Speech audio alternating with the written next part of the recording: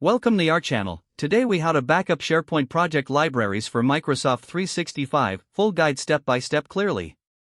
To begin backing up SharePoint project libraries in Microsoft 365, first, log into your Microsoft 365 account. Navigate to the SharePoint application from the Microsoft 365 homepage. Locate the SharePoint site that contains the project library you wish to backup. Click on the site to open it.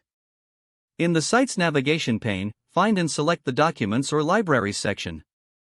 Identify the specific library you want to backup. Once in the library, review the documents and folders to ensure you have everything needed for backup.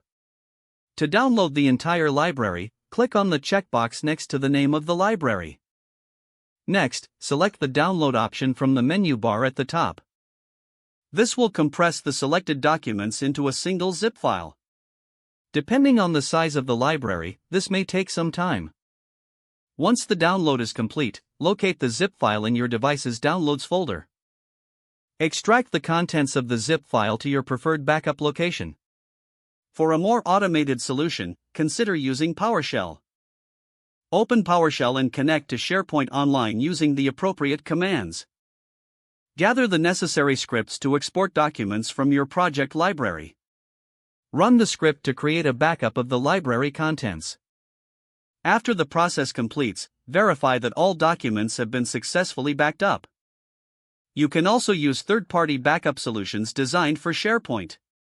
Research reputable tools that offer automated backup for SharePoint libraries. Follow the specific instructions provided by the third-party tool for seamless integration. Regularly schedule backups to ensure your data remains safe over time. Implement version control within SharePoint to keep track of document changes. Finally, educate your team on backup protocols to ensure data safety across the board. If the page does not load, refresh the browser or try again in a private or incognito window.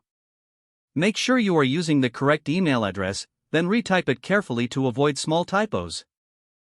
If your password is not accepted, use the reset option and create a new strong password you can remember. Check your spam folder for verification or security emails, then complete any requested confirmation steps.